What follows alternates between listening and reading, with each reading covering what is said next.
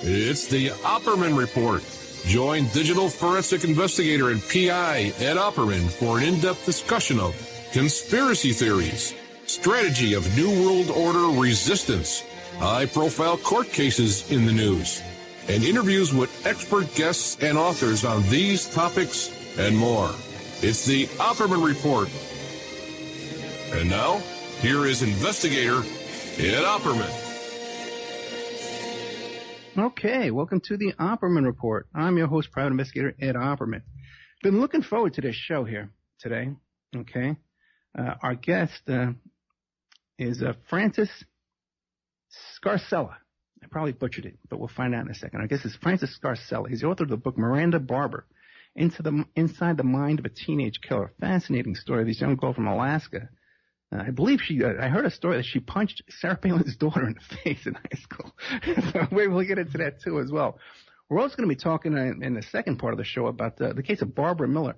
Our guest, Francis Scarcella here, is a reporter in Pennsylvania, and he got this cold case reopened. The guy's doing a lot of great work. Francis Scarcella, are you there? I am. How are you today? How am I pronouncing your name? Am I doing it right? No, you did it perfect. I'm surprised with the accent. You did it perfect. I'm impressed. You like that, huh? Okay. I'm impressed. Mr. Scarcella, do you have a website that we should know about? You know what? I got to be honest with you. I'll tell you right out of the gate. I'm one of those reporters that just does my job. I don't really go out. I don't promote anything. I don't really look for anything. I just kind of do my job. So I'm not into the flash of it, part of it, per se. I'm not saying there's anything wrong with it. I just kind of am the guy that I walk down the street and I have several people always come up to me with different news stories or news tips and stuff like that. And I think it's because I don't do those kind of things. So to be honest with you, I can't even tell you that I would like you to go out there. And you go to my Facebook. I have my personal Facebook, Francis Scarcella.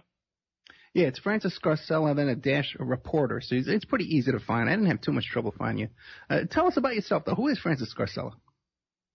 I had a crazy life. I lived a crazy life. I am now a reporter here in Sunbury, Pennsylvania for the Daily Item. Great newspaper, great people I work with. Prior to that, I worked in the world of professional wrestling, believe it or not, and I am a Wild Samoan graduate. So I graduated from the Wild Samoan Training Center around the same time as somebody who has become, I guess, if you want to say a household name, but Dwayne "The Rock" Johnson, who is off of the Wild Samoan's nephew. So I trained right around that same time period, and I travel the world with professional wrestling, believe it or not. But I always had a passion for writing and mingling with people, and so I ended up going to school, and here I am. So that's pretty much it in a nutshell, to be honest with you. Okay, talk about a curveball. You know what I mean? Now There you go. I know. That's like I said. I didn't really get to talk to you prior to. You had no idea what you were getting into with me. Well, that's the coolest thing, man. So you were actually a wrestler. I was actually a manager. So what I did is my job was to go out and be a mouth and yell and scream and get people to be into the show. So not an announcer, but a manager. So yes, I got beat up. There's clips of that all over the place, and one of my best friends in the world to this day is Head Shrinker Samu, who's actually in Japan right now listening. He is one of the Head Shrinkers, WWE Tag Team Champion, legend. Rikishi, the great Yokozuna. Yokozuna was one of my very close friends. Matt Onawai, Rosie from WWE. I mean, the list can go on and on, going down. Bam Bam Bigelow. I mean, I'm an old man, so. I tell you, I love it, man. And people have because when I was a kid growing up watching wrestling, but now you look at Jesse Ventura, became governor. We just had another wrestler who was just elected, I believe, governor as well. The McMahons were on. They got a position. Yep. Yeah. Yep. It's a real stepping stone these days to get yourself out there, and it seems like a lot of intelligent people. I guess you can't be a slouch. No, I mean everybody gives that business because it gets the bad rap of this and that. But I got to tell you, I mean, my experiences with pro wrestling it's been a family. I still am in contact with many of them today. One of my good friends, Bob Hansen, comedian up in New York, great guy. Another. I mean, there's just. The list can go on and on and on of people that I've met that I've kept as part of my family to this day for 20 plus years. So, I mean, it's, you know, you go up and show up at a wrestling event and it's like a reunion. So I'm proud of that. I'm happy, you know, that I'm blessed that I got to have those people remain in my life. Yeah, I gotcha. And that's a very cool aspect to your life there. I'll tell you something. Let me tell you this while you're talking about that. It's kind of funny because I traveled with Jimmy Superfly Snuka. So I've heard the stories, and I mean, obviously everybody, if you don't know the story of Jimmy Superfly Snuka, who he was arrested 35 years after the fact for allegedly killing his ex-girlfriend. Neither here nor there, whether it did or didn't, I don't know the answer to that. But I got to, so I know him because I traveled with him, and then I had to cover his case as it progressed. And unfortunately, he passed away before anything were to happen. But that's the kind of world that you live in, you know. So you had those. Nobody got to speak to Jimmy Superfly Snuka, but I did. I traveled with the guy, you know. So. Yeah, I did a show about that. I did a show about Snuka and his ex-girlfriend there. But didn't he actually confess to that in a book? He wrote about it in a book that kind of implicated himself. My experiences with Jimmy Snuka are very or this. I'll tell you a fast story since we have the time, but I'll tell you it real fast. Yeah. So I used to drive him around and go to various places, and again, this is, you know, way later on in life. So, you know, he would tell his road stories and blah blah blah. He never really got into that story, and I never really asked at the time. I just, you know, it is what it is. But so I stopped driving with him. He was living out in Las Vegas or somewhere out west, and we ended up being on the same show again up in Boston, Massachusetts. So we're up there, and he comes over to me. He says, "Hey," he says, "you know, brother, why didn't you not pick me up for the town?" And I said, "Well, Jimmy, you live across the country. I would have had to leave a little early." He goes, "No, brother." He says, "Yeah." He says, "You leave 2 days early. We drive in." So he started to get a little, you know, losing his mind here a little bit here and there. And then he turns around, and I said, "Well, Jimmy, how'd you get here now if I didn't pick you up?" He says, "They flew me in a chopper." And I looked around. I said, "You know, you're 2.5 hours from an airport. You got to get here somehow." And sure enough, there was a chopper sitting in a field right outside the building. So I don't know. You know, that was Jimmy Snuka. Okay. So they're pretty much my experiences as far as it goes with him. I didn't really ever get into anything like that with him. And again, you know, as a reporter, I kind of look forward to the case, covering it with him, because if that was the case, then you know what? Then you got to pay for what you did. And I'm a firm believer, and I always was a firm believer in doing the right thing. I don't speed. I don't do anything. Everything I do in life is clean. And that's how I decided to live my life. And, you know, here I am today. So. Yeah, I hear you. It's always a lot easier to just do the right thing, keep your nose straight. I got a show by Jim Snuka. It's in the members section. People can go check that out. Now, you're here today because of his book, Miranda Barbour, Inside the Mind of a Teenage Killer. Can you tell who was Miranda Barbour? I'll tell you the Miranda Barbour story. The Miranda Barbour story is, so Sunbury is a little small, sleepy town here, maybe 10,000 people or so. And it's, you know, you get your average, you know, domestic fights that end up bad or somebody shoots somebody because of, but they always know each other. So this one was a little different. So November of 2013, I'm like every other, you know, I'm out there in the trenches, and I was across the street sitting in with the judge discussing a story I was doing with him. And I get a phone call that they said they found a body up the road. So I'm like, it's going to be a domestic thing. Who knows? I'll wait it out. So I waited. It was freezing cold. So I waited, and I decided to go up there. And I said, I get up there, and I'm standing there, and one of the officers that I knew come over, and I said, "So what's going on?" He said, "I got to tell you, this one's not good." And I'm like, "Well, okay, is it drug related?" He said, "I don't know." I said, "Do they know the person?" He said, "I don't know." So that kind of piqued my interest. And now here comes the rest of the media. Everybody comes running. So you have 20 different television and radio and newspapers, and everybody comes running. So you know what I did? I left. I said, "You know what? I'm not going to deal with 20 different newspapers and everybody standing around in the freezing cold. I know my sources. Something's there. They're going to let me know." So I left. I went to lunch. I come back about 2 hours later, still no answers, still no anything. And I started to get my people that were, you know, on the ground. And I started to hear that this is kind of a crazy situation, that this guy was brutally murdered, and they had no idea who it was. So then I decided, well, we're going to use the media, and I'm going to continuously do stories until something happens. And I wrote, I think, 60-some stories in the meantime, every day.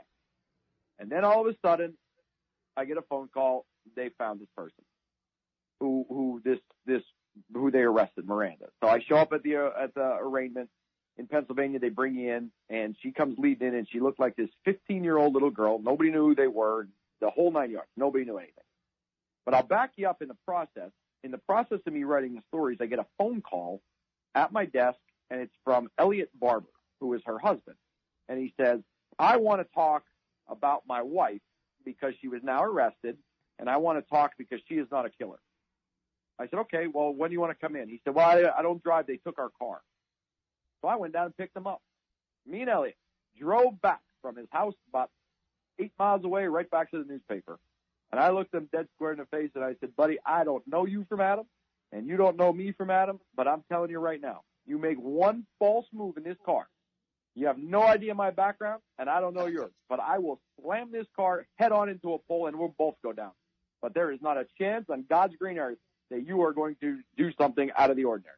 And he was as polite as could be, came back, told his story that his wife was out for delightful conversation, and she would meet up with men. Basically, she was a hooker.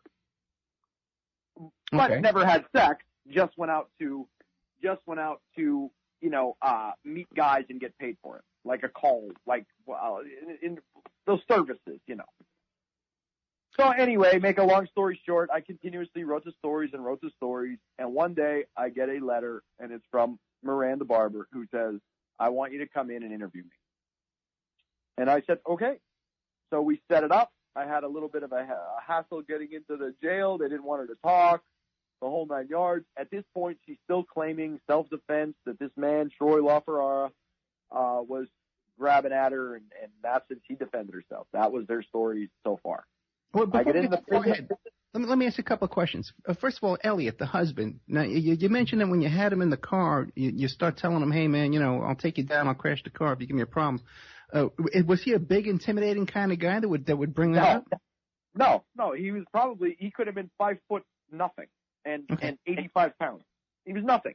But I don't know what this guy has. I just know that there was bad things from my sources. I just know that they're not good people. There's things that are going on that but he wasn't arrested yet. But I wasn't going to pass up the opportunity to talk to him. So I did inform, Sunbury police, that I was going in the whole 9 yards, what was going on.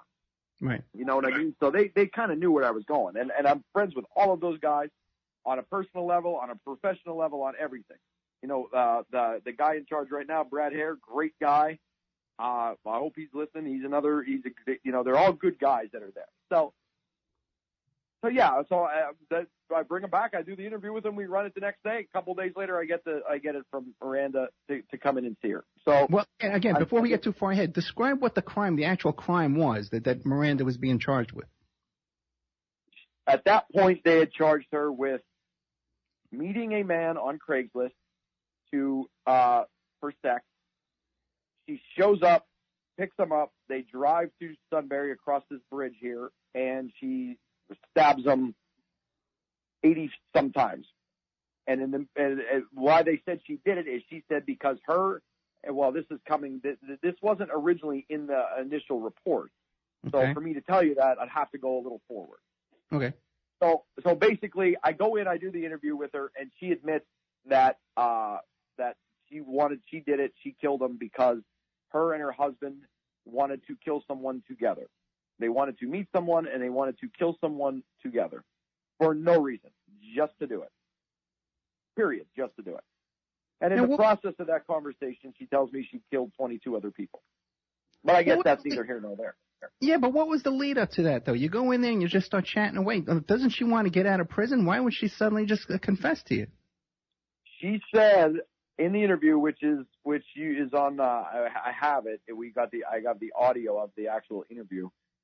She said that she wanted to go to jail because she had a demon that lived inside of her, and she did not want her daughter to be raised by bad people. So it was better for her to go to jail for the rest of her life.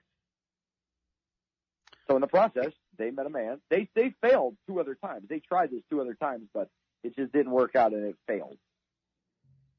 So unfortunately, this guy's the one that got in the car.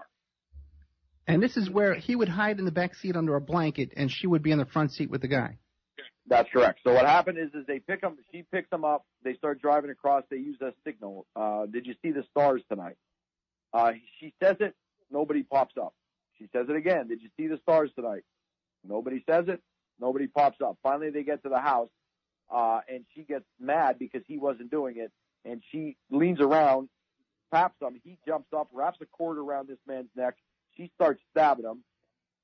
Troy fights back, hits him. He kind of got busted up a little bit. He backs away. Troy tried to get out of the car, Miranda told me. She walks around the car door. This is right in front of the guy's house. Walks around the car door and was slamming his leg back in the car till I guess he was hurting.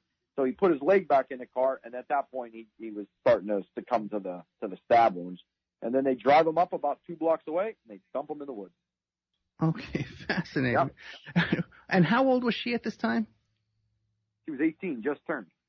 18 years old, and she already had a child? She had a child, yeah. It was a baby, I guess, less than a year, I think, just right around a year. And do we know who was watching the baby when this murder was being taken place? Who was watching the baby? Yeah, she was actually living with – Elytte had a friend. That's how they ended up here. Elytte had a friend who was living in the Selinsgrove area, so they came up to stay with him. So he was there with a couple other roommates, so they were all staying there. So when they decided to do this, on Elliott's birthday, they decided to go do this. The baby was at home with at that apartment where they were staying. Now, what about the roommate? Do you think the roommate was aware of what these guys had planned? The roommate claims that they did not have any idea till after the fact, till everything started going down and they came in because, they kind of start tracing cell phones and stuff like that. So the roommate said they had no idea. None of those people were charged. I kind of do believe that they didn't know till after the fact. And then they were they were just scared to death. They were kids, you're talking 18, 19-year-old kids at the time. So I think they were scared to death of the whole situation. And this sick individual, Miranda, really manipulated a lot of people. I mean, she just did. And she has that in her. I mean, I sat across from her. I must have visited with her over 100 times. And I just, because I was fascinated, I was like, I wanted to hear every single thing because when I went into that prison the first time and she told me that she admitted to killing him and blah, blah, blah. So I get the confession. So I already know walking out of here, I now am going to be in a predicament because I have her confession. Right. But then for her to turn around and for her to say, and by the way, I also killed more people. And I said, well, how many more people did you kill? And she said, less than 100. I said, nobody on God's green earth is going to believe that you killed 100 people. I said, so I need a number. And she said, I stopped counting at 22. And she went in to the most detailed stories that you could possibly imagine. And it's not that I believed it, but I was fascinated by it because it's like, this girl must have thought of this forever to think of these situations. So I came back out and I called Sunbury Police right away. They came, took the video and the audio of everything and blah, blah, blah. And I waited because it was on Valentine's Day is when I did the interview, believe it or not. Valentine's Day, 2014. I waited 2 days and we ran it as a Sunday story. And by 5 o'clock in the morning, my phone started ringing from every which direction in the world.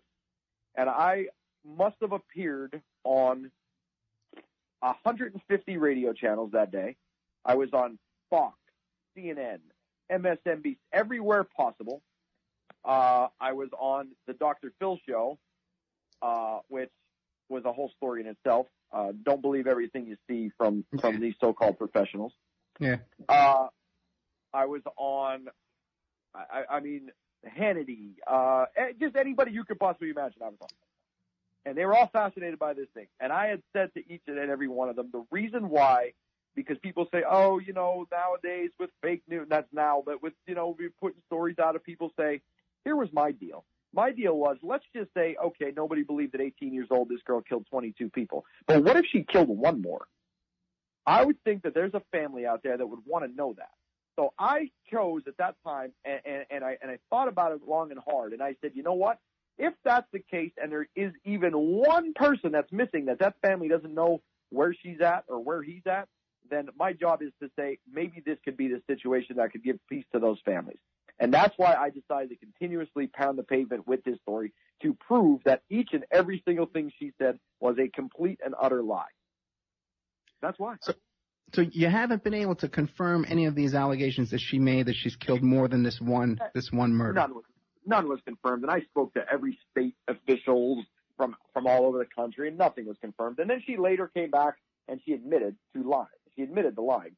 I just got done shooting a BBC documentary on this, Miranda Barbour, Serial Killer or Liar. That you can actually go check out on BBC, and you can watch it, and you'll see. She conducted another interview with another reporter later on, and she admitted that she lied, and because people made her an animal, and all kind of crazy garbage nonsense that she put out. Okay, well, let's cover a couple of things here. Now, first of all, in the crime that she's doing time for right now, did she go to trial, or did she confess? She cut a deal? What happened there? Yeah, she cut a deal. She was scheduled to go to trial. They tried everything under the sun. Make no mistake about it. Let me tell you, make no mistake about it. The girl had a horrific life. Yeah. She was molested. She was molested by family members. She had a horrific life. There's no doubt about it. But it doesn't justify, murder. I mean, there's people that have horrific lives all over the place, but it doesn't justify those things. So she did have a horrific life. They tried a couple different avenues, didn't work out. So she eventually pled guilty to second-degree murder, which still gave her life in prison. My opinion, she was better off rolling the dice. But they were going after the death penalty, so they took the death penalty to take. But she claims she wanted to die a million times over and then decided not to go for the death penalty. So I don't know. Once they made the deal, that got pulled, and she's just in jail for the rest of her life. I mean, and it's going to be a long, long time. No possibility of parole? Go ahead. No possibility of parole? 0. Okay. Now, are you still in touch with her now? No, absolutely not. I decided after the fact that she was lying because again, hey, you want to tell me your story, and you want me to use my keyboard or my pen to voice your concerns, because that's what we're supposed to do. Give people who don't have that. If you read every police story, 99% of the time, all you see is the police side. You never see the other side. I always vowed I was going to get both sides of the story, no matter what it is. And then that's for people to decide, but I get both sides. I gave her both sides, and she lied. So I chose to say, you're done to me now. You lied. There's no families out there that were hurt because of you. I did what I had to do, and I took it as far as I can go. Now, you mentioned that she had a horrific childhood. Have you been able to confirm that, or do you think that might be a lie, too? No, that's confirmed. I did speak to judges from Alaska. She was molested at like age 3 and 4 years old, like violently. Like that's all confirmed. That's real. I mean, that did happen. And I think that's part of the cause that led her to be who she is. Yeah. So that's all confirmed. And what about the story about her punching Sarah Palin's daughter? Have you confirmed that? I don't know. She never told that to me. I've heard that. I've read that of different places. She has never once said that to me. And again, when I'm telling you I spoke to her and met with her more than 100 times over the course of those 2 years in jail, I was there twice a week. She never once brought that up to me. So I don't know if that's true or it's not true. I know it made good print for people to put on. And again, that next day, I read stories all over the place. I had a couple stories, a couple front page stories in the New York Post that were legitimate stories. So, I started reading different stories from people that they're putting out, and she did this and she did that. And I don't know if it's true or it's not true. I didn't really pay attention to the hoopla. I only knew what I knew, and I only wrote what she told me. So the Sarah Palin thing, I don't know. But it does sound good. She punched Sarah Palin's daughter in the face. Sounds great on print, I guess. I don't know. Hey, one more thing, real quick. Back to the book. The book is called Miranda Barbour, Inside the Mind of a Teenage Killer. But is this book available? Because it says that the date on it is 2035. Yep. And I'll tell you why. Here's my situation with the book. You can get copies. There are copies that can be made. Okay. This is where you're going to say this man is he's just I'm not like anybody that you've ever talked to or met. I'm going to promise you that. Okay. I had various problems going through it because of the fact I didn't like the creativeness that wasn't real. And I don't do that. I don't glorify. I don't put something in that I don't know to be true, and I will not ever do that. And that was where I had my disagreement with the company itself. And with that being said, It will be, and there are some that are there, but there's way. The second part of it is because I also became friends with the victim's family, and Troy's mother is an elderly woman. She's a great woman, and I was not going to put on paper things about her son that were not true, number one, and number two, to hurt a woman who just went through a horrific situation. So I decided at this point right now I'm going to hold out, and the reason being is because I can. I have all the documents. I have everything that's legitimate. It's authorized. As a matter of fact, I have the actual authorization letter from Miranda to write it. So what her part is true. The parts of the creative minds, like the Wizard of Oz behind the scenes, is where I didn't get along with. So in the meantime, I decided I am not going to, by any means, profit off of a man's death, especially for it not to be true. I refuse to do it. I won't do it. And until that is cleared up, then it would be a different story, if that makes any sense to you. It's an integrity thing. It's an integrity thing, and I'm a man of my word, and I'm a man of honor, and I just won't do it. Okay, but you're saying now the book is not available on Amazon, but it is available somehow. You can get a copy of this book. How would that be? Yep, because we did print some. There was some were done.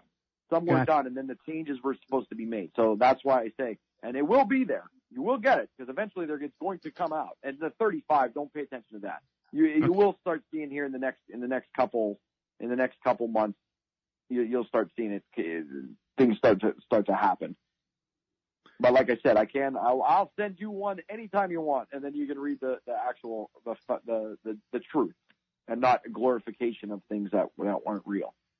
And that's because some of the allegations she made about Troy, that she claimed she was 16 years old or something like that, and he still went ahead with it. You don't believe any of that part?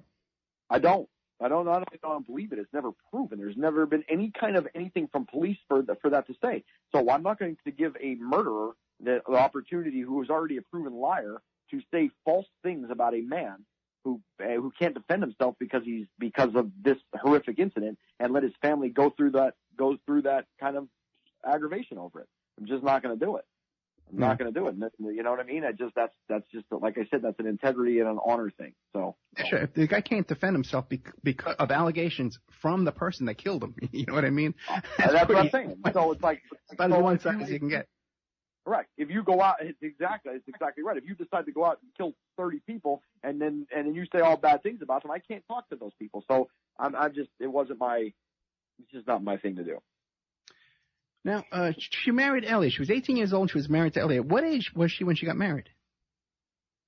18. She got married 2 weeks prior to this whole thing.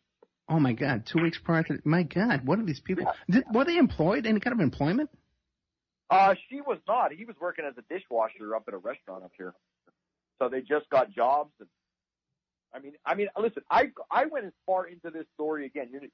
We're rewinding here 4 years, so you got to bear with me. But I went as far as this story to find the receipt to the ring that they bought, because I thought they robbed the man of some money. And right after, she had posted on her Facebook that she got an engagement ring. So I went as far back to get the receipts to see if that money was used from the robbery. And in Pennsylvania, it's a mitigating circumstance, which means that's what gave her the death penalty. There was motive behind it. She didn't just kill the man. She stole from him, too. And so I went as far as to get all the receipts from it. I don't know if any of that money was used. I don't think it was. I don't think he had that kind of money on him. I think she only got a couple $100, and they decided to go to a burger joint, have food, and then down to a strip club. So I think that's where the money went. Yeah, that's right. Well, didn't something odd happen, too, at the strip club later on that night? Again, falsehoods. I don't know anything about anything being odd. The only thing odd about that whole day is that they got pulled over on the way down because she had a tail light out, and that was right after they cleaned the car. And the police never even looked inside the car. Never do. So she got a ticket. She got a speeding ticket the same day. Wait a second. Or some kind of traffic violation. Yeah, after the murder, they got pulled over. And this is a horrifically bloody murder in the front seat of this car. It was that night, so nobody would have known, you know. Wow. In the defense of police, they wouldn't have known. It was just a random stop. Their tail light was out or something. And she got randomly stopped, gave them the license, and they moved on. And at that point, they didn't find the body till the next day. So. Yeah. But it is amazing, because you get pulled over by the cops. They can see that little roach in your ashtray from 20 feet away, but they can't. But I know, but you can't see the 17-gallon of blood that was inside the car. I get it. I know. They overlooked that part. Now, what about this where she claims that she was in a satanic cult? What do you make of that? I believe that she was. I got to tell you, I believe that she was. But I went through the biggest and the most aggravating thing in the world with the satanic cult. Because what I said, she said she was in a satanic cult, exactly what you said. But what the Church of Satan said was that she was not a member of the Church of Satan. I've never said that. I never printed that. And the Church of Satan came out and issued a huge release a couple days later and had my name on there saying that I was printing that and it never was said. And I had a little, listen, I wanted to stay on my side of the river and let those people stay on their side of the river and all be well. I did not want to have any disputes of what it was. So I clarified and showed that was never said. Do I believe she was in some kind of satanic cult? Absolutely. But I did not at any point say she was a member of the Church of Satan.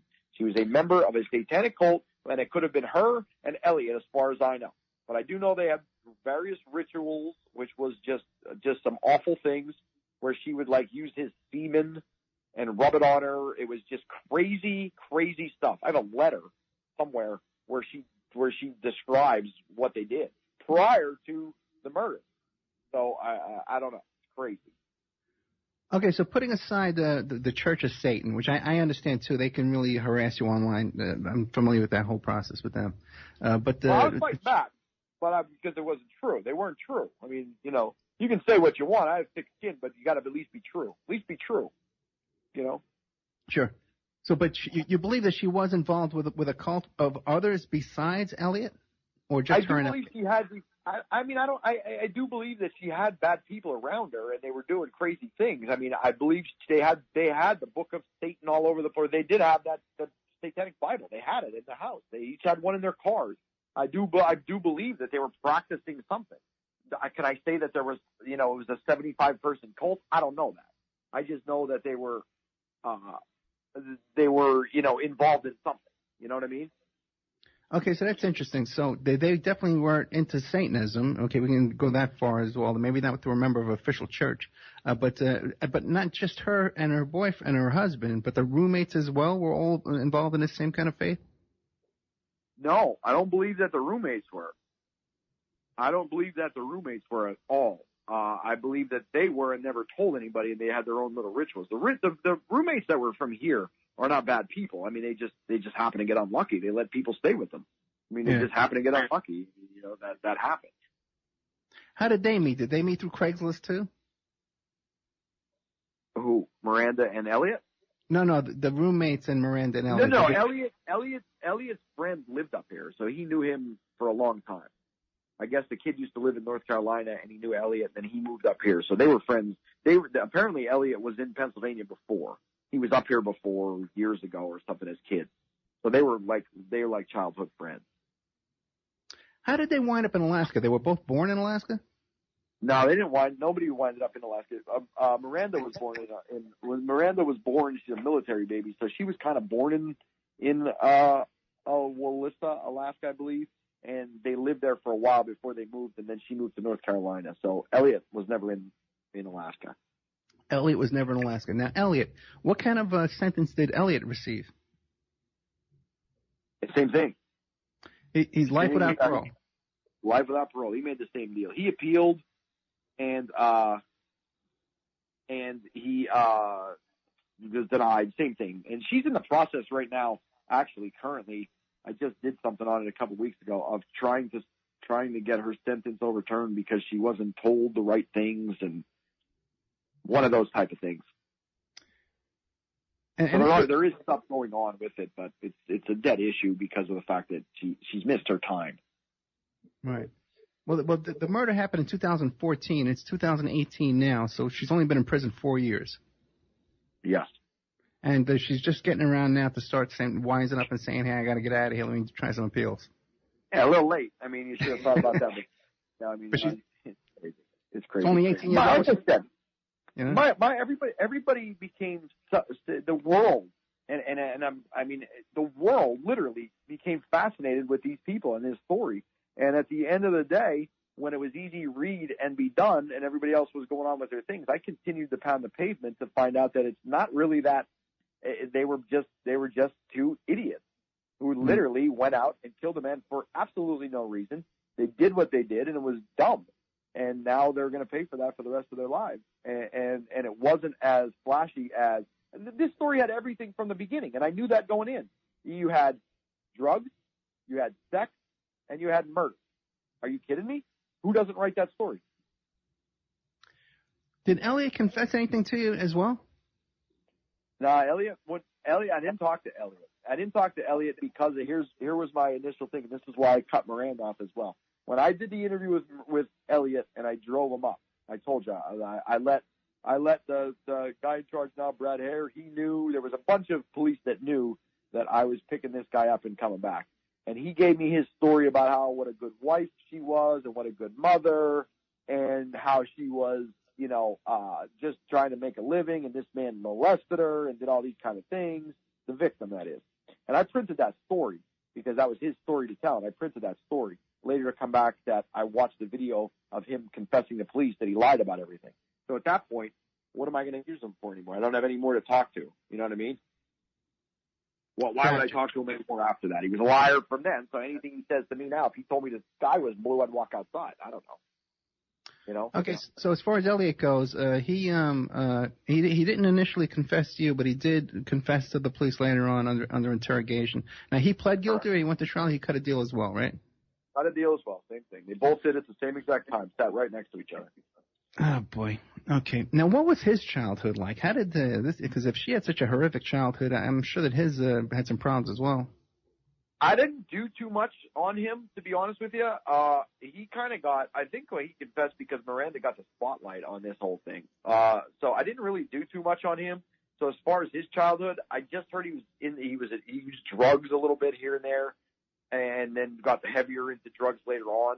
But I didn't really do too much on his background because he wasn't as fascinating as Miranda was. Miranda seemed to be she was the all-star of their team. So she was the one that got the focus. And what kind of drugs were they using? Heroin, crack. That's from what I understand. I don't think Miranda did many drugs. She never really talked about using a lot of drugs. So yeah. She did say some. She did some, but she didn't really say she was on. She didn't really do too many drugs. And the sad part about it, at one time she had her life together prior to this.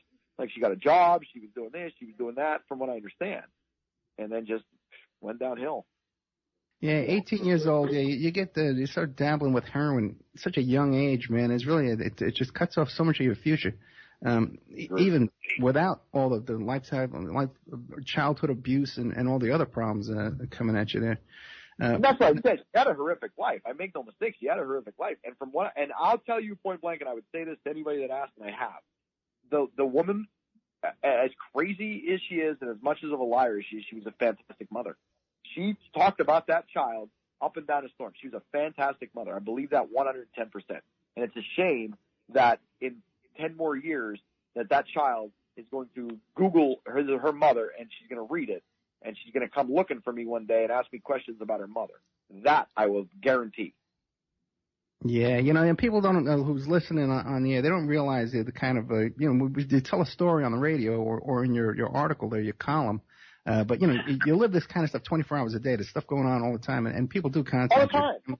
Nonstop. Yeah. It's nonstop. My phone doesn't stop ringing, just on a regular thing. My phone doesn't stop ringing. It's a constant. Yeah. It is a constant grind.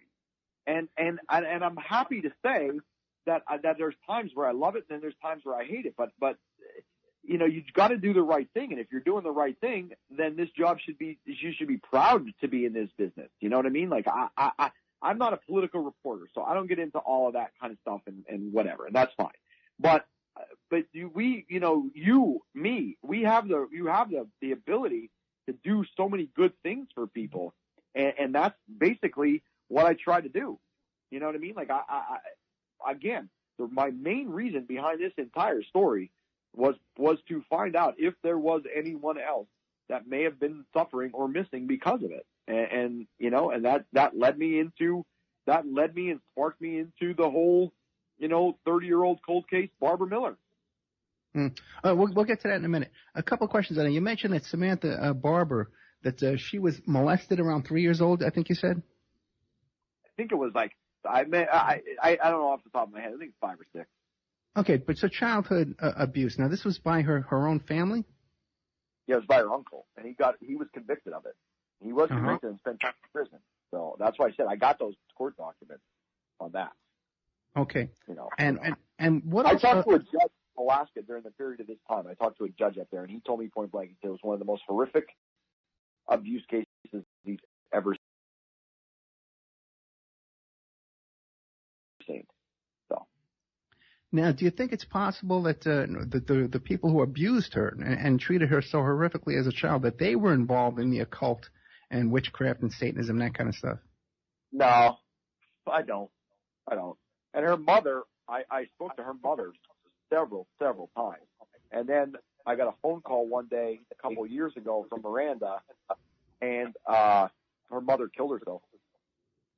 The mother killed herself during this the court proceedings? Nope. Miranda was already convicted, and they found the mother dead. She had overdosed, I guess. Took a bunch of prescription medicine and was found dead. So in the last couple of years, her mother... Yep. I think it was 2 years ago. Yeah, it wasn't long ago. But yep. Oh, boy.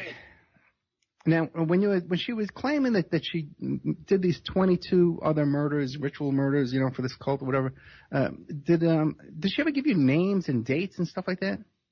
She gave locations and time periods, and we had it searched out. I mean, they did extensive. The police here went out and they contacted every state that she claimed it in. I mean, they really did their jobs. I mean, they really did, and they went after every little thing that she said. And they talked to, FBI officials and state officials and from everywhere, and just nothing's there. I mean, it is what it is. Nothing's there. And again, she came back later on and admitted that she lied. That she didn't do any of it. Right. But then again, she could be lying when she dies. Oh yeah, who knows? You're right. Like I said, if she says the sky's blue, I would question it. You don't know. Yeah, there comes a point you're talking to a witness, and if they lied to you before, maybe they're lying now too. You That's right. never know. That's right. Somewhere the truth is in there. But now, when she was naming these locations, that was my point. You just said is my point. That was my point. Somewhere between all those fairy tales that she told lied the truth. So that's why I said even if there was just one, it was worth it to continue to go down that road. That was my point of that, of continuing to go. Because everybody's like, well, who would believe 22? I said, I'm not saying I believe it.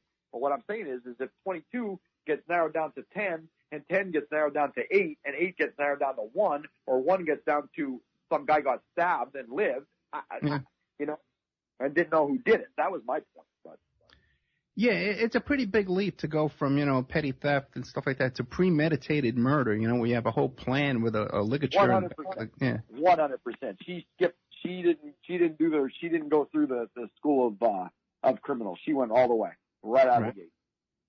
So these other murders, she would name locations. Did she ever have any corroborating evidence that she was in those states and in those locations? Yep. Every single one of them.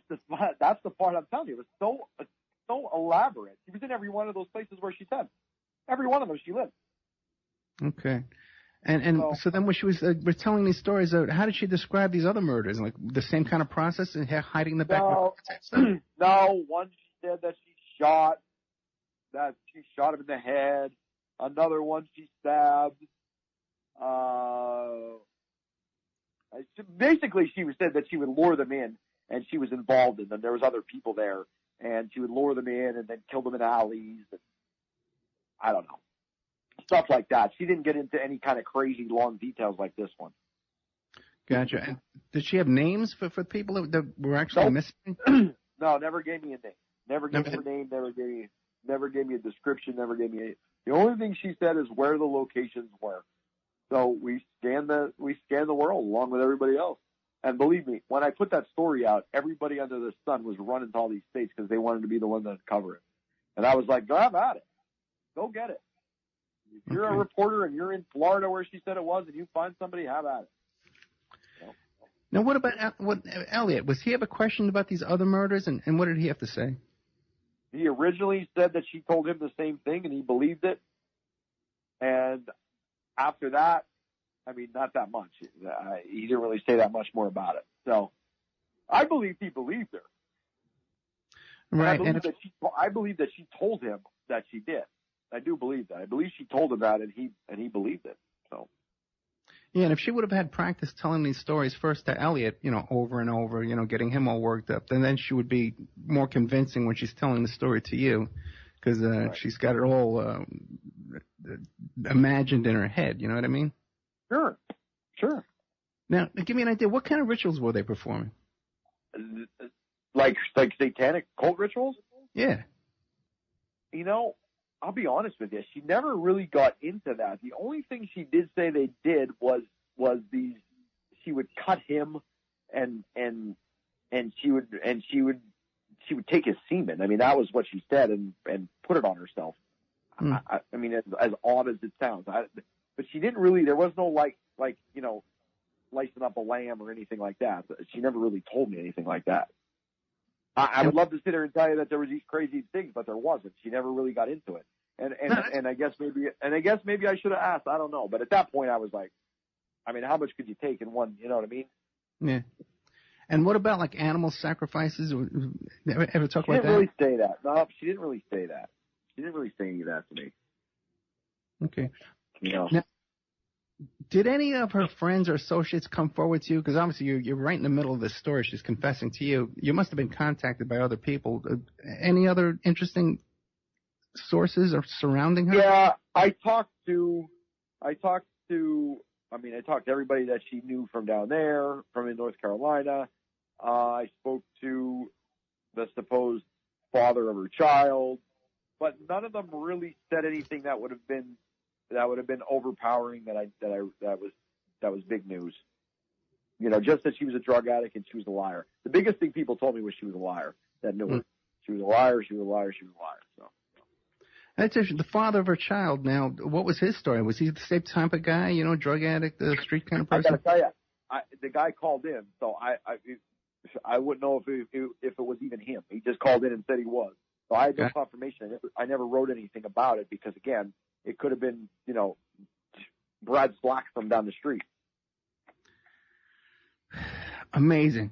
Okay, we're coming to the end of this segment, and when we come back, we're going to have a little commercial break. When we come back, it's about a 5-minute break. We'll come back, we're going to be talking about the Barbara Miller story, which our friend here, Francis... Now that, my friend, that one's a good one.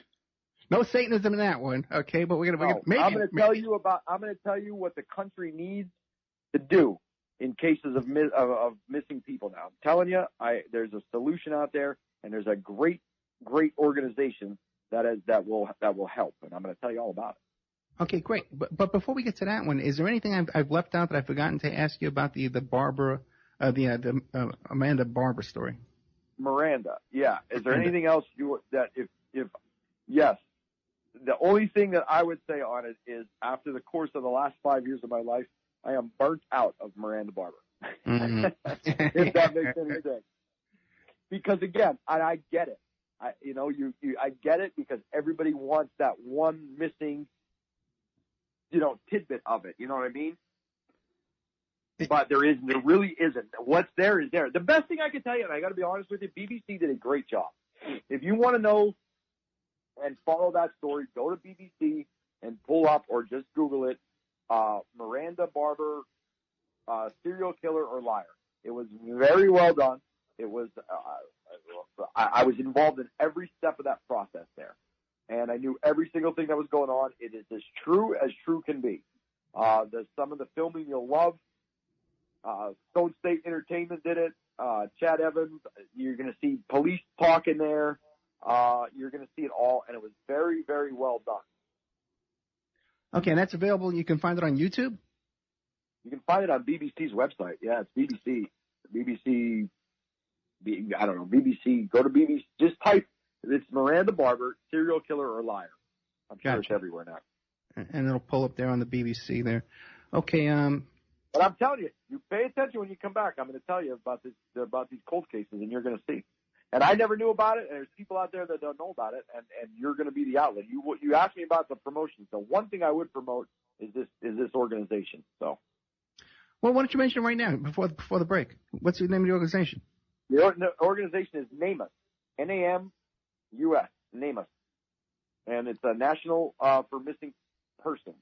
And what you do is there's people you contact, you get a hold of them, they put it into the system, and they search, and the database is just unbelievable, and it scans all over the place. Right now, we're waiting on something that could be Barbara Miller. And wait, that's NAMATHUS? No, NAMUS, NAMUS. NAMUS, and this is like they have run a database. And did you use this database when you were looking for some of these people that Miranda was talking about killing? Absolutely no, I never knew it existed. By dumb luck, one of the regional directors, who is awesome and just knows everything about this business, period, reached out and spoke to the police about it, and that's how I found out about it. And then I ended up doing several interviews with her, and it was just fantastic. I mean, just the information that you can get from them, and the amount of resources they have. And what it is, I mean, I'll give you the short end of it. Is what happens is if somebody goes missing, they take DNA, and then they'll put that DNA into the system. It gets tested in the whole 9 yards, and then it's always in there. So now, if a body turns up somewhere in western New Mexico, that could be linked back to a missing person from Kentucky. It's just that impressive. And this is a privately run organization. The FBI doesn't have No, it's government funded. No, it's government funded. Government funded. It's just that they don't get any.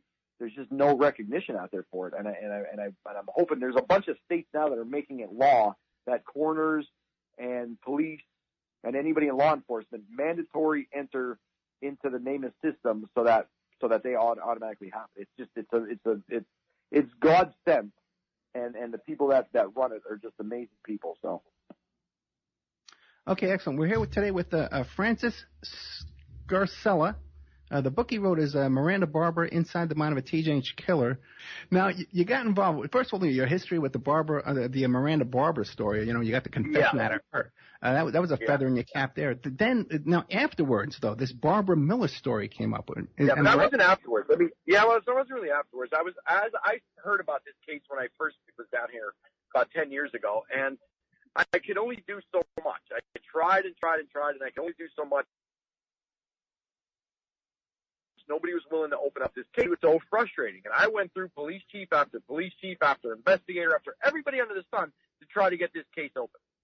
And a couple years ago, the guy in charge now, Brad Hare, I had spoke to him, and he said, they were having staffing problems, but he promised he was going to open up the case.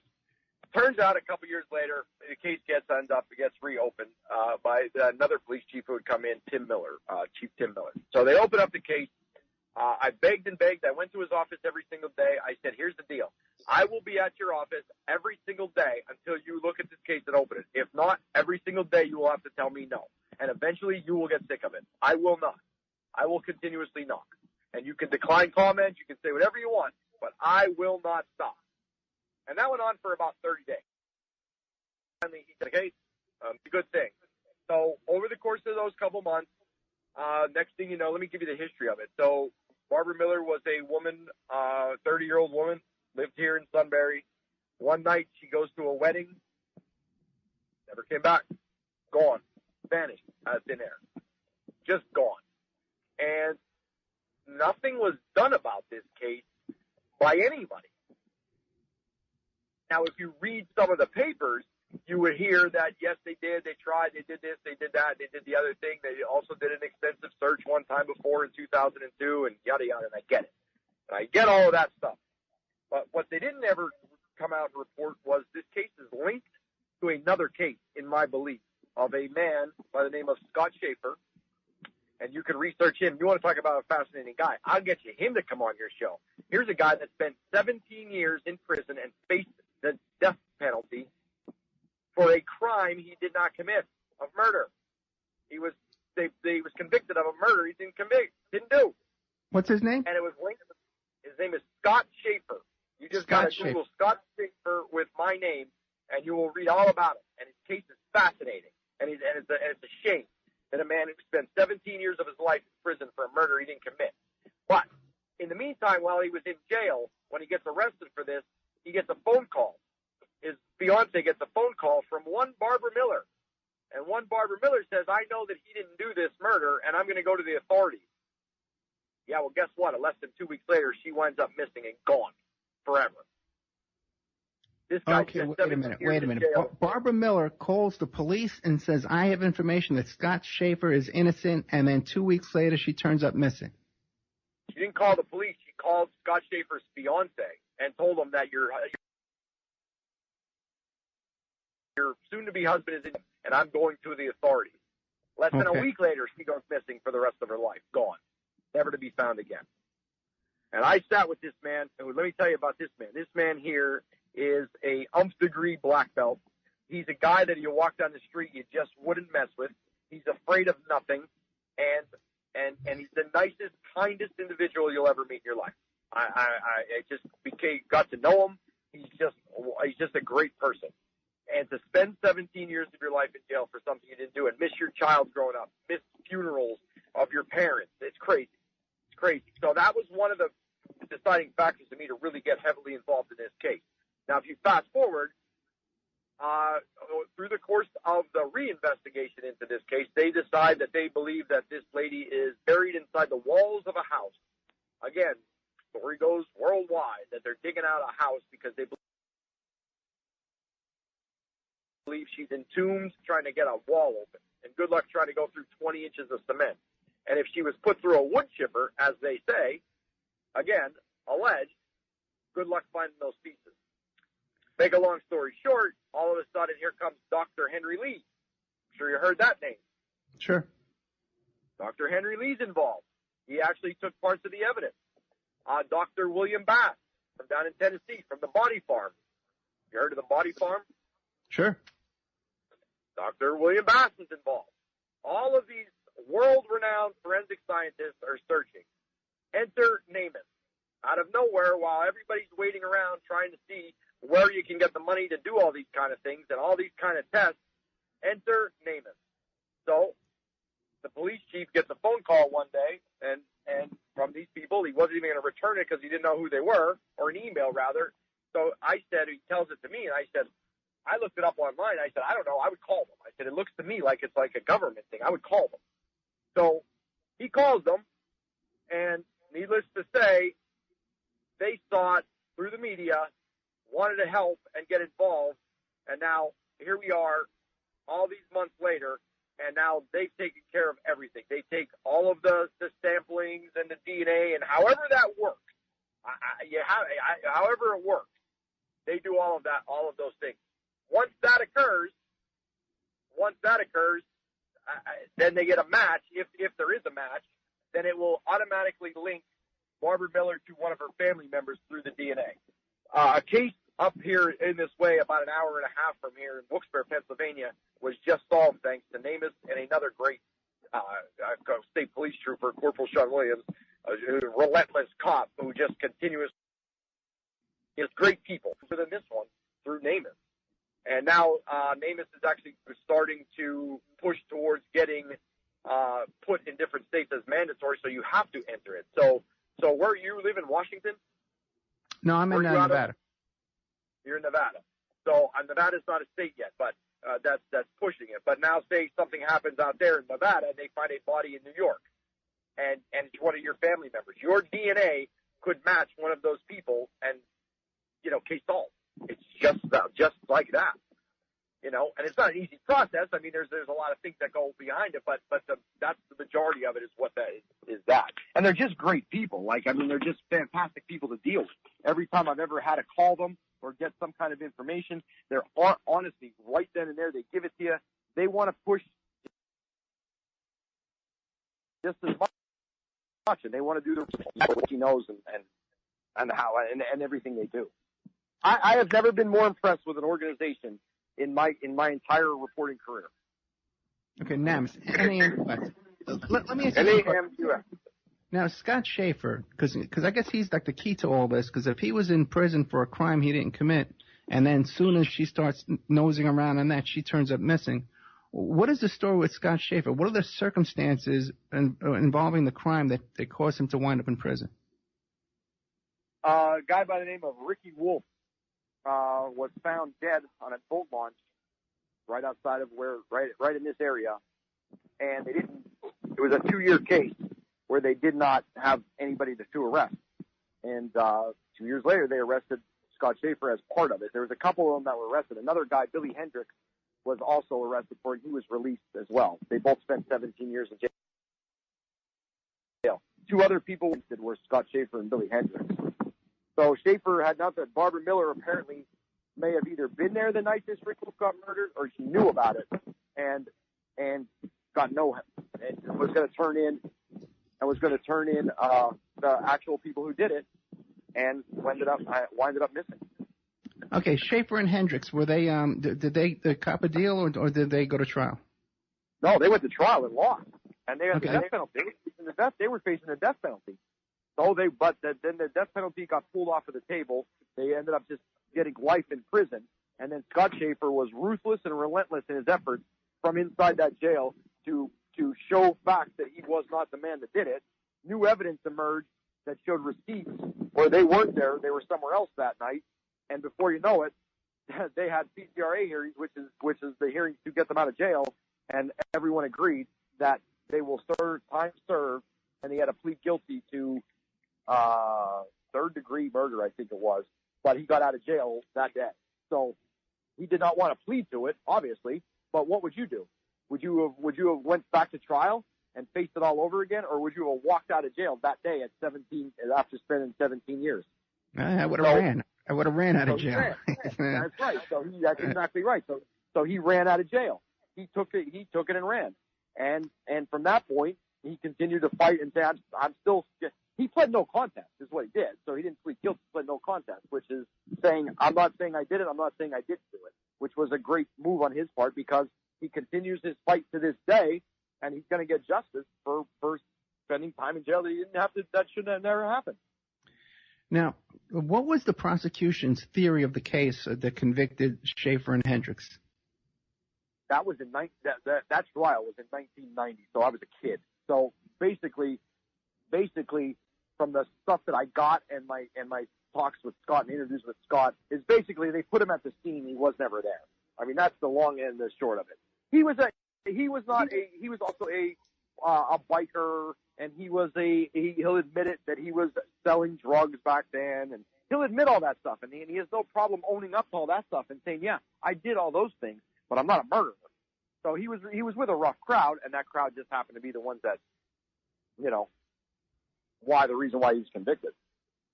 Gotcha. So basically, that case, once this guy gets his names cleared, nobody knows who did that one either.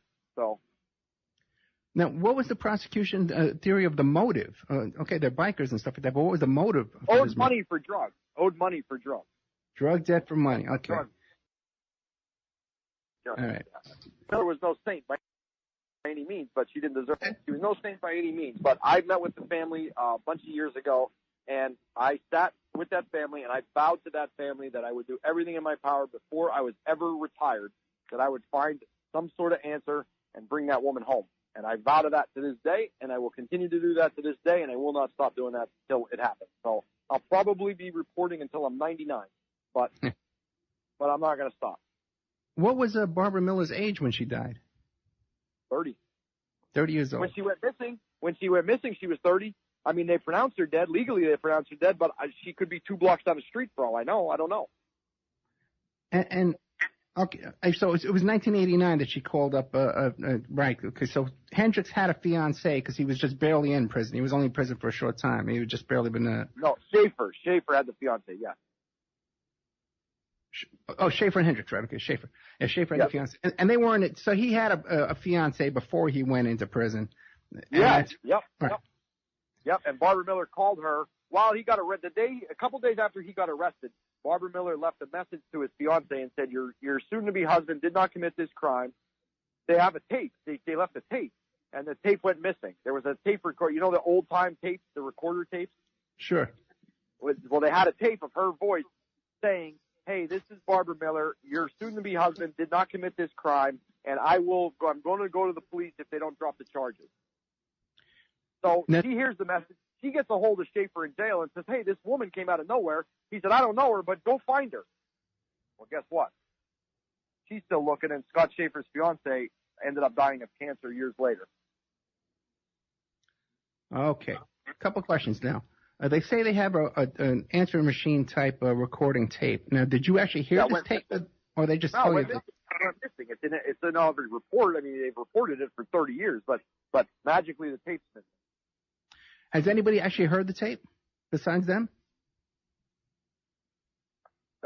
Here's the answer to that. I don't have that answer, but it's in all the police reports. So obviously somebody either heard it or knew about it. You know what I mean?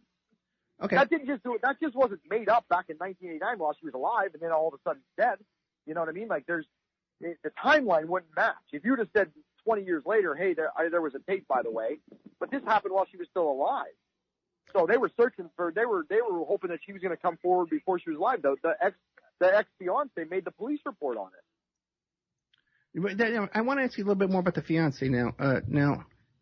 So she got the phone call from Barbara Miller. How did she know this was the same Barbara Miller? Did she know Barbara Miller? The fiance knew who Barbara Miller was from being in that circle. Scott did not. But yes, it was the same Barbara Miller from that circle. Okay, so now when Barbara Miller called the fiance, now the fiance is the only one with this information, or do we know of other people Barbara Miller told about this too?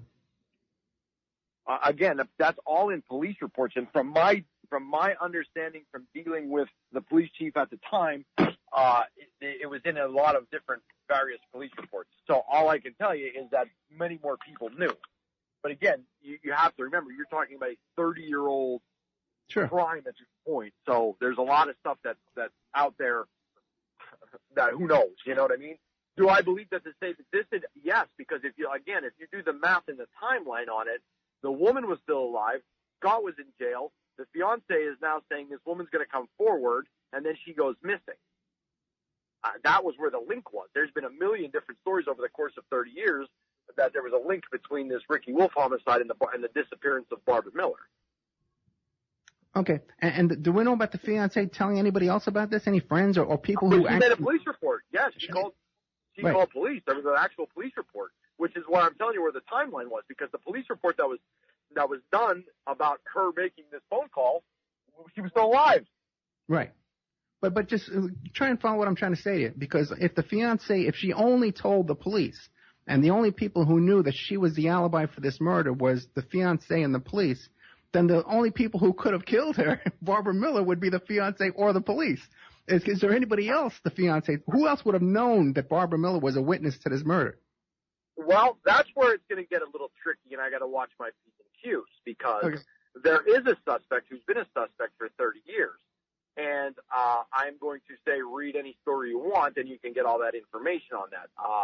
The suspect has sued the media, including myself, for defamation and for, repeatedly using his name in articles. However, on the back end of that, I didn't use his name. The police used his name. Everything that we've printed has come from police reports. So there is a suspect. There has been a suspect for 30 years. All we did is report it. And again, there's court proceedings going on literally as we speak because of this. So that's where I'm going to just have to say I have to watch my P's and Q's on all that. Again, that's a police suspect. It doesn't matter to me who the suspect is. I just want the lady to come home. And I've explained that to the suspect. So there it is what it is. And again, I'm only one. When I originally did this story and I put it out, because the part that you don't know until you read the story is that Barbara Miller, where they believe her body was buried, was inside a judge's house. Not only a judge, the president judge. You know what? I don't think I caught that. And I read a few articles. I perused them, to kind of, because I figured, tell me what this. Well, yeah, the house, I mean, it's public record. The house was owned by a judge by the name of Samuel Rank, R-A-N-C-K. And he owned the house. And living in the house was the suspect's sister at the time. The suspect's sister also was arrested for various drug offenses. However, with those various drug offenses, she went in front of the man who she rented from, and most of the charges were dropped. Okay, that's fascinating. Now, Yep. Now, so Schaefer and Hendricks get busted for this crime, but there's another suspect. He's the one who sued you. So we want to be not a suspect in the Ricky Wolf homicide.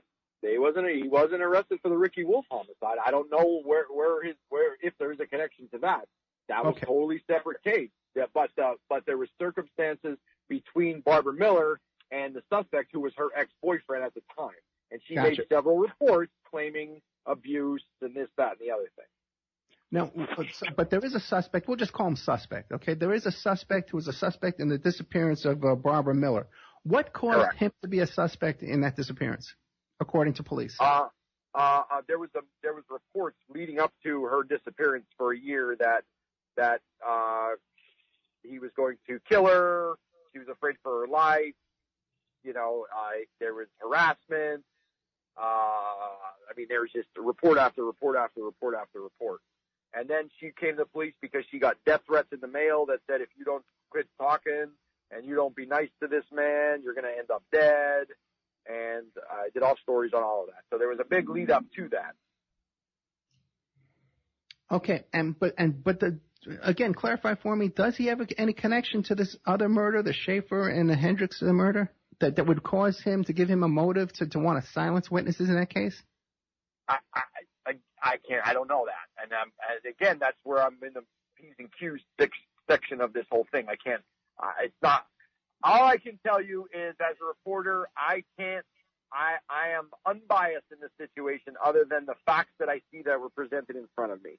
And the facts that I see that were presented in front of me are exactly what they are. If that's again, I'm on the fence on leaning, because I don't want to give any personal opinions or anything like that. All I can tell you is that the connection is there based on previous reports and stories that were done.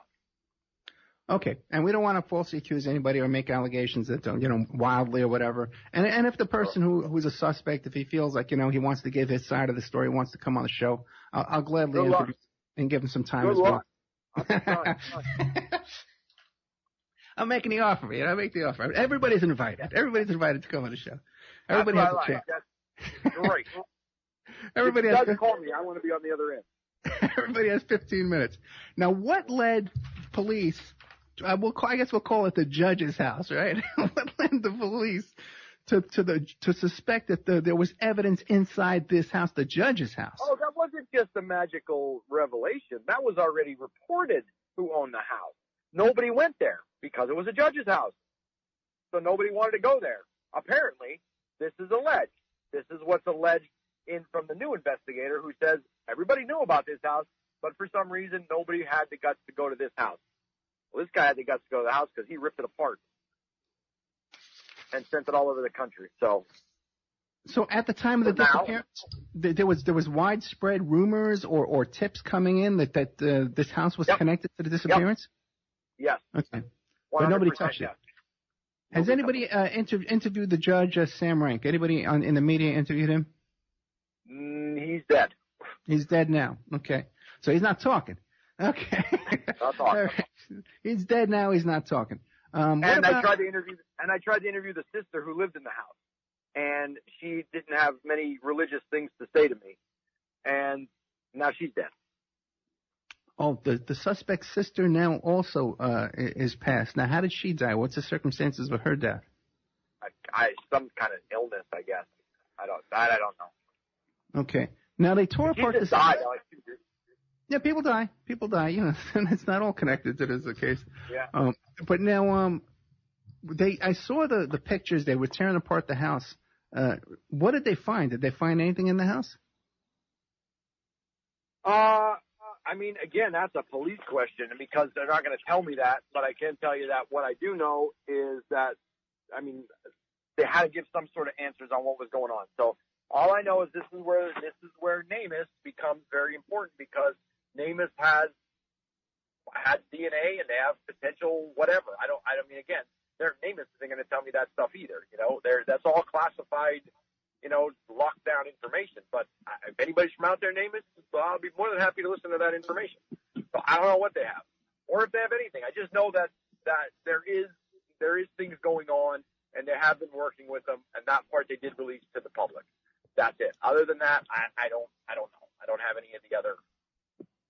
I don't know what they found. I got you. And how long ago did they tear apart this house? How long ago was it? Last June. But again, it's not like you know this business. It's not like CSI where you just go on and it's solved in a week. So I get it. It takes time. Everybody wants answers. Myself, Scott Schaefer, who wants the answers more than anybody. But it's not right there. You know what I mean? Like the stuff is just not right there and readily available. And I wish it was. I wish it was as easy as they needed a week to tear out the walls. The wall in the house was like 26 inches thick. Like you could have landed a helicopter or a 747 plane on it. It was ridiculous. And there was no reason for a wall to be that thick. But try busting through it. And God loved the people from this area, man, because people came out of the woodwork that donated their equipment, donated their time, donated food, donated drinks. It was a hot summer week that week. So people came out of the woodwork. Everybody in the area wants their answers. Everybody wants answers. But you got to get them. I mean, I get it. It's not something that's overnight. So we waited out.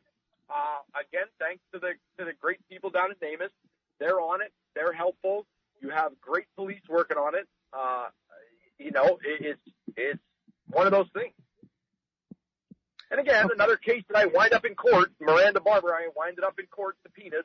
I did another case up here where the guy, Rocco Franklin, he's the father of a lady by the name of Maria Snooty Spencer. They supposedly killed, well, she was convicted of killing her ex-husband. He fled the country to Argentina for a year. I interviewed him in jail. I got a jailhouse interview with him. I ended up subpoenaed in court. So why not get sued on this one too? Keep the record going. You might as well. You're going to need your own bench over there at the courtrouse. Now, you said there was a 2-foot thick wall in this judge's house, right? Yep. Now, do we know from what are those things called? Yeah, it was an add-on. If you're asking me, it was an add-on addition to the house. Yeah, building. And guess when it was built? Oh, 1989, I bet you. Same time. 1989. Okay. And that's okay. So we have a building permit that shows that this 2-foot thick wall was constructed right around the same time. Now, see, you're a private investigator, and that was very clever thinking. Oh, sure. You said, was there a building permit? And you're 100% accurate. However, I went down that road. I'm not a private investigator. I asked. Guess what? There's no records of any permits in 1989. Oh, that's interesting. Okay, too. So there's no building permit, so then he can't even sell the house, so we're not running into problems. Okay. All right. Nope. Now, I have some questions. Now, this town is called Sunbury? Sunbury. Now, yes. What's the population of this? This is a city, the city of Sunbury? Yeah, it's about 10,000 people. 10,000 people. How big is the police force? How many cops? Well, that's a touchy subject, but right now they should be at about 13 or 14. Right now they have 4 or 5. It's ridiculous. Okay. The situation with they're down manpower, they're down everything, and that's why this kind of case kind of stalled is because you lost, all of the police. And again, Brad Hare's out there doing everything he possibly could do to keep everybody moving, but it's not an easy thing. You got 5 guys running around, then you got me, pain in the neck reporter knocking on his door every 2 seconds to give me Barbara Miller updates. I get it. I get it. So that's why there's been kind of a little bit of a lull, but I don't believe that that's necessarily the only reason. Again, I think our good friends down at NamUs are working hard, and we'll see. Yeah, if you got a small town, 10,000 people, a police force, let's give them the benefit and say there's 20 cops. You know what I mean? Like even a police force of 50 cops, 100 cops is a very small police force to be investigating a murder, that involves tearing down 2-foot thick walls. Absolutely. Yeah, that's, Absolutely. Yeah. Now, what about, are the state police involved in helping out? Well, it's Pennsylvania's a little different, so it's like a jurisdiction thing. State police were involved, and they did a great job in assisting on what they did. But again, it's the jurisdiction thing, and it is Sunbury's case. So yes, state police are involved. They do help when they can. And again, me personally, I'm hoping for the one corporal who's also on the NamUs board, and he just is another guy who knows everything about these kind of things. I'm hoping that that those guys can get involved at some point. But it's kind of more like a jurisdiction thing, so it's not as easy as just, okay, let's send the state troopers in. I got you. Okay, so I got to tell you, throughout the course of all of this, I really learned to realize that it's law enforcement is really tough because they just don't have the people to go out and do things. It's easy to sit back and follow only one case, but they get a million other calls that come in at once. So it's like it's not just one case. There's 500 cases going on. So it's kind of tough, and I get it. I understand it now better than I did. Yeah, right. It's so true. People have no idea. I was just talking to a client the other day, and she says, well, how easy is it to get away with these kind of things? And I says, well, look at that TV show, The Next 48 Hours. They work on a case for a couple of days, and if they don't get a confession, they're on to the next case because people are getting killed. You're on to the next case. Yeah, it's crazy. It is crazy. In Chicago, there was 60 shootings in Chicago. Yeah, that's madness. I wouldn't even cover out there. I like to cook, so I'd be cooking before I'd be a reporter in Chicago. So you're a private investigator. Why don't you come on up to Pennsylvania? Tackle it on. Let's go. Get your skills out here. Well, I got to tell you, man, I got so much going on. I'm a little overwhelmed these days of all the stuff I'm working. Yeah, I'm sure. So, but yes, fascinating case. My advice to anybody out there that's listening or that go read about it and anything anybody can do to get involved and help in those kind of situations police would love it. Anybody that whatever, there's stuff that comes in all the time and go check out NamUs. Get your local police on board. Get your congressmen and your senators and your state representatives and your mayors and your coroners and everybody else. Go push NamUs because they need to be all across the country. And that opens up the doors. The more states get involved, the more that opens up the doors to solve other cases. And I'm a big advocate of it is because, again, you don't know what's in the minds of people. So if this lady or anybody's missing a person and they're clear across the country and they weren't ever entered into the system, you would never know. So go out there and make it a law and get all of these cases entered in and watch that list just drop and people find their loved ones. And Francis, the publication you're involved in, how can people find that, the newspaper you write for? DailyItem.com. Very simple. DailyItem.com. Come check us out. We do a lot of festivals and a lot of good stuff. Daily Autumn? Say it again? Yeah, you're saying DailyAutumn.com? No, Daily Item. Daily Item. Daily Item. Yep. Yeah. Daily Item.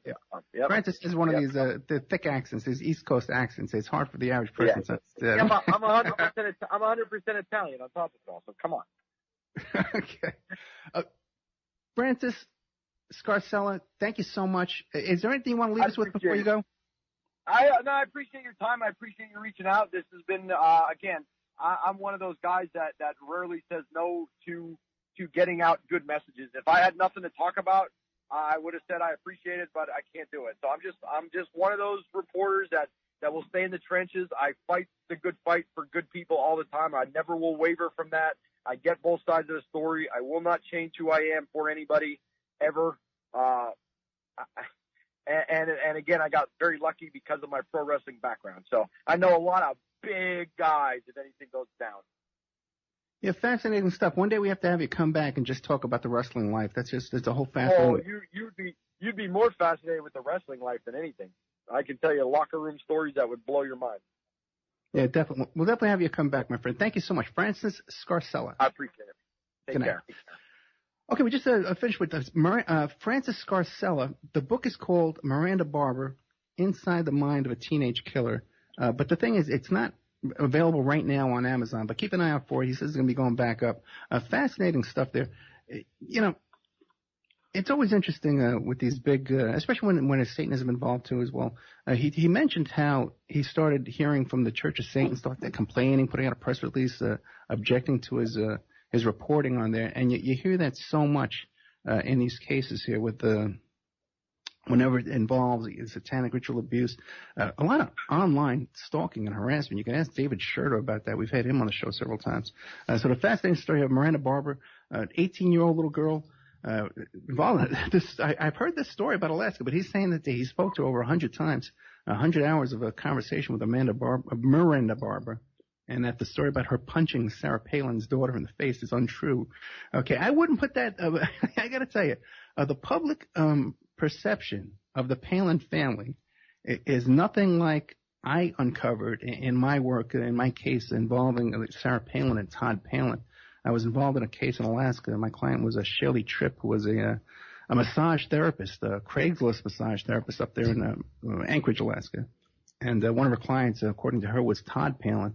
And she sold her story to the National Enquirer, and then they tried to back out and not pay her. So I became involved in that, trying to prove her story and collect from the National Enquirer. And ultimately, the whole case wound up in a congressional investigation into Secret Service misbehavior because one of the Secret Service agents who was guarding Sarah Palin later on went down to Colombia with Obama and got involved in that incident in the brothel down there. So it was one of my big cases involving congressional investigation, Secret Service misbehavior, and also the vice presidential candidate. And ultimately, when we returned all of our evidence from the Anchorage Police Department there, because Shelley Tripp was arrested for prostitution ultimately, and they seized all her devices, her computer, her cell phone, all kinds of thumb drives and notebooks and calendars. And when all that information, evidence, when her case was over, and the court ordered the Anchorage Police Department to release all that evidence, it was released to me, so I could go all through it with a fine-tooth comb and prepare exhibits and stuff like that for the congressional investigation. The same day it arrived at my office. It was the same day Sarah Palin announced that she was not going to run for president in 2012, I believe it was. And that's one of the reasons why. She says, well, there's all these people out there accusing me of things and accusing my husband of affairs. So anyways, I have a lot of involvement with Alaska. Got a lot of, I guess you might call them disgruntled fans. People unhappy with her, people that are huge fans of Sarah Palin, who are not quite fans of me. Okay, but I've heard, man, let me tell you something. I've heard all the gossip about the Palin family down there in Wasilla, which is a teeny tiny little town, and it would be very unlikely. Whoa, excuse me. It would be very unlikely if this Miranda Barbour lived in Wasilla that she wouldn't have run across the Tripp girl. I forget her name. Anyway, Sarah Palin's daughter. It would be very unlikely. Very, very tiny little town. As a matter of fact, there's what was it? Because there's a thing in Alaska too where they pay you to live there. So more people, a lot of people just say they live down there, just to get the check, and they have different residents. They have a residence in Washington State, but they'll have a place in Alaska too where they'll have their name in somebody's house. And there's something about how there's ratio of structures to people is so far off that there's no way that all those people actually live there. There's a very, very small number of people that actually live there. And that's how Sarah Palin became a mayor of this little tiny town. And there was all kinds of scandals going on under her mayorship down there. And then she became the governor later on when there's even more scandals. But Todd Palin was a snowmobile racer. That's how he came to fame. And Sarah Palin was like a waitress for a while there and a beauty pageant contestant. And one of the stories we used to hear about is their weekly poker game at their home down there in Wasilla. It would be these wild, drunken poker games that they would have that would spill out into the street with fistfights of the Palin Valley. And it was also, it's more recently, too, it was widely reported a lot of stuff I heard wasn't reported at all. But widely reported was that the Palins, the whole family, had an issue with another family living in their neighborhood, and the other family was having a barbecue, and the Palins showed up in force and got into a big fist fight with the whole other family. This is all stuff. And, and even when Sarah Palin was running for vice president, her son or her daughter's boyfriend, something like that, was arrested for burglary. They got another relative arrested for burglary, living in a meth house. Fascinating when you really get down to the whole story of the Palins.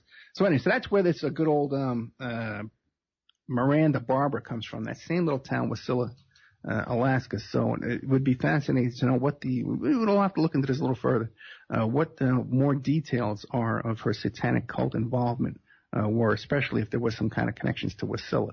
I would definitely be interested in that, because I've heard some things about that too as well. By the way, too, part of the issues I can tell you some inside behind the scenes stuff.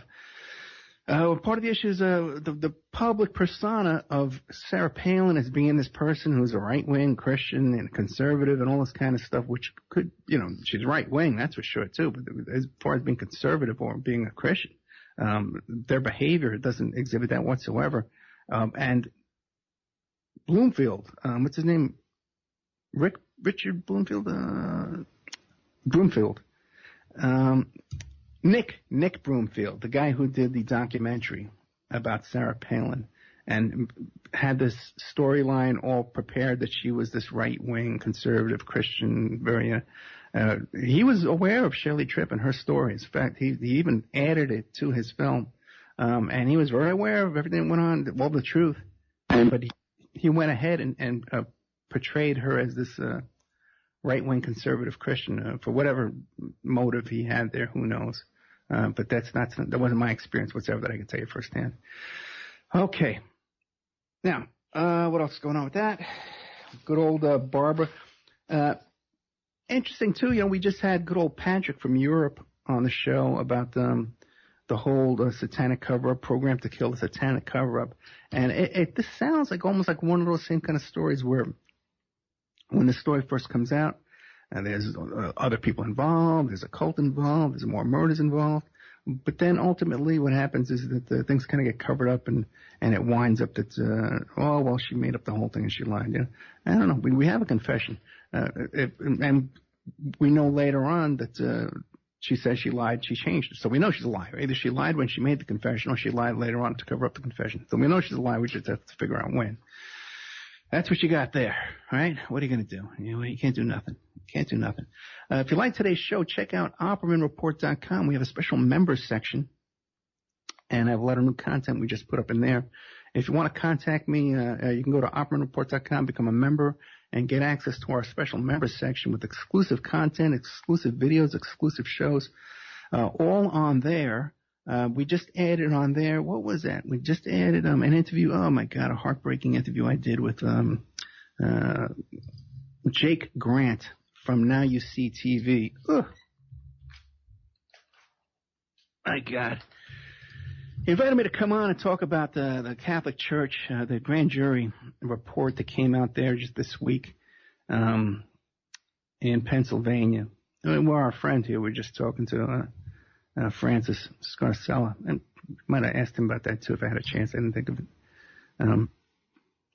But 900-page report comes out about child abuse in the Catholic Church in Pennsylvania. And there's in the 900-page grand jury report an introduction, a 16-page introduction. Then I'm actually going to read the whole thing. I'm going to create a broadcast where I just read that whole 16 pages. It's not legalese. It's a heartfelt narrative from the grand jury members who are lay people. They're not lawyers. They're not prosecutors. They're just grand jury members like you and me who get picked to be and panel to be on a grand jury. And they pour their heart out in this introduction. Now, you see on the news how they talk about there's 300 priests targeted, named, and 1,000 victims, right? And, right after that, you see all this stuff, all the people talking around 300 arrests. The 300 arrests rounded up, thanks to Mr. Trump, he's rounded up all these pedophiles. Well, you got to pay attention. You got to read because there's 300 names, but there's only 2 arrests. And if you read the grand jury report, and you don't have to read the whole 900 pages. I don't expect you to do that. That's a special kind of person who wants to do that kind of stuff. And to be able to sit down and read this stuff, because it is brutal, to read some of the things on it is just horrific. That's going to change your life if you read it. It's going to change it, you know. But if you just read the introduction, there's a lot of horrible things in there too as well. But you'll find that the 300 names that they came up with were names that the Catholic Church already had. This wasn't a new investigation or new stuff. There were a bunch of subpoenas and a bunch of times, like about 100,000 pages of documents, hours of stuff, testimony things. But this is stuff that the Catholic Church has known all about for many, many years. This is nothing new. You know, they've known about this. And we know that it's more than 300 priests because it says, well, you know, some weren't reported and some things were lost. Things were covered up, you know. And same thing with the victims. You know, some victims didn't report. Some victims, their reports were lost. And some were covered up. So we know it's many more than 1,000 victims. We know it's many more than 300 priests. We also know that there were 3 previous grand jury reports done on the same exact topic in 3 dioceses, Catholic dioceses, that weren't covered in this recent report. And in those previous cases, again, there's 3 of them, and one was in 2005, one was in 2011, I think one was in 2009. And again, dozens of arrests in those cases, or dozens of names, people named, and again, hundreds of victims came forward. So, you know, when you read, and they were producing child pornography in these churches, you know, they were grooming these kids from middle school, trying to groom them for oral sex by coming up with bizarre, perverted stories about the birth of Jesus, you know, and giving little gold crosses to some of these little altar boys and stuff like that after they had molested them, so that they were a target for other priests to come forward and molest these kids. It's like which kids were ripe to be targeted by other people. So it comes to a point where we just got to say, like, you know, what is the purpose of this organization when it seems like, well, if you look at the amount of time and energy they're focusing on their sexual abuse of children, and that seems to be their main focus, you know? It seems to be that what they're up to mostly. And the rest of these church services run an hour or 2 on Sunday, you know, and whatever the confessions they're taking and counseling they're doing and running these schools and stuff, it seems to be like an afterthought, you know? And somebody's got to say it, you know? Because you can, and not everyone's going to read 900 pages. I know that. Okay? But you can read the 16 pages, and I'm going to make it easy for you because I'm going to read it to you. But when you got in a tiny little state like Pennsylvania, you know, there's 3 previous grand jury reports on 3 previous dioceses, and now you have this other one which covered like another 7 dioceses. This is, you know, every diocese is involved in this, you know, and it's being covered up from the top down. You know, there was a letter to the bishops by Ratzinger telling them how to deal with these, how to cover up these cases.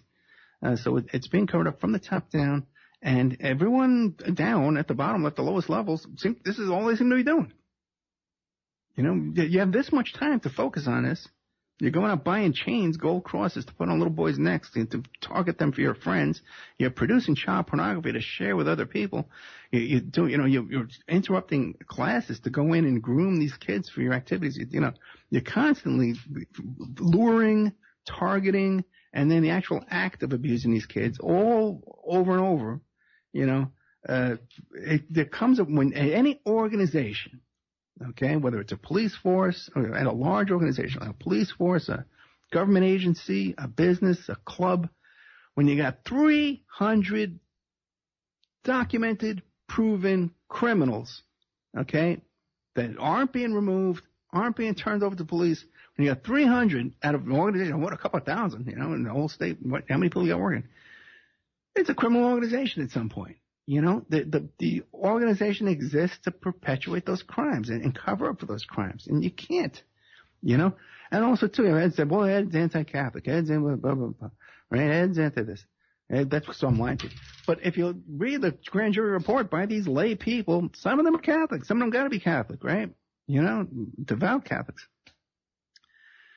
So as horrific as that is, that's and I'm in my member section right now, and I'm going to be interviewed tomorrow by Pierce Redmond on American Freedom Radio, along with Heiss. What's his name?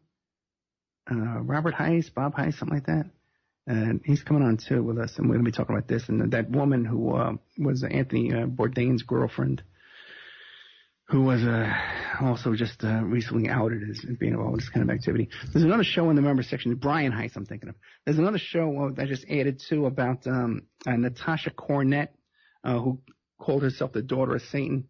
And again, the same kind of thing where, she was with this group of kids. They were saying this, openly, Satanic Bible, same stuff, all this stuff, they did rituals, same stuff, and over and over, and at the time of the conviction and the confessions and the trials and all that kind of stuff and the plea bargains, it came out, all this activity was going on, and they were up to their necks in it. But then years later, this didn't happen, that didn't happen, no, they're innocent, it had nothing to do with that, When, so anyway, I had interviewed her mother, Madonna Wallen. I had interviewed her previously. There's a 2-hour interview with her, but then I just did another hour with her, and we added that to the members section. And so you can go up there and check that out at OppermanReport.com. A lot of great new content in there. And always adding, always bringing you new stuff as much as we can. So I can't thank you enough for all your support of the show here at OppermanReport.com. Let's see. I got some big stuff coming up. A lot of people are familiar with the I did that interview with Patrick from Europe about the Program to Kill, and he had done an interview, and he's done a big interview either too, with this gentleman. Let me pull up his name here from the website cavdef.org, CAVDEF.org. His name is George Cleese, and I'll be interviewing him tomorrow. In the morning, early, I'll get up and interview him, and we'll be talking about all these different serial killer cases, all on that same lines. Dave McGowan's work, Patrick's work, who runs the website, Program to Kill, Satanic Cover-Up, LOL, Field and Love, on YouTube. So we're going to be doing 2 hours with him to cover all his information. I also have, that reminded me too, because I was talking to that lawyer who represents one of the mothers in the John Wayne Gacy case.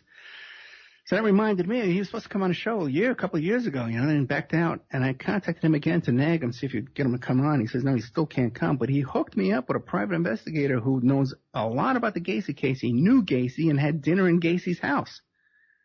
So I have him lined up to come on in September. He's off in Europe right now, so we're waiting for him to come back when I interview him. I got another interview I did with John Brisson.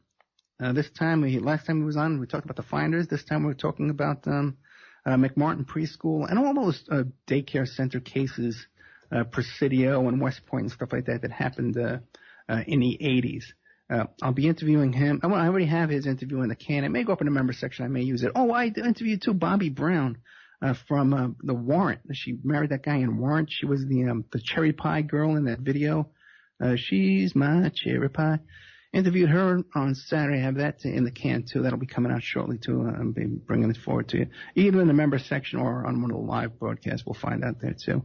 Don't forget too, we'll be adding some stations shortly. So if you want to advertise on the Opperman Report, just give me a call or an email at oppermanreport@gmail.com. It's a great opportunity to advertise with us.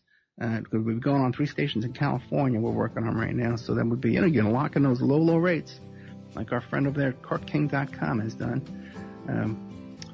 Let's see. Like 1 minute left. You run out of things to talk about. So let's see what else. Hey, what else I got lined up here? Never ends. Oh, yeah, real quick, I was talking to you on my live show Friday night. I was talking about how Manafort, how I predicted that these guys, if you want to be a defendant, man, this guy's got everybody working for him. He's got the KGB, he's got mafia connections through Trump, he's got all his political connections. Okay, gotta go. All right, thank you so much.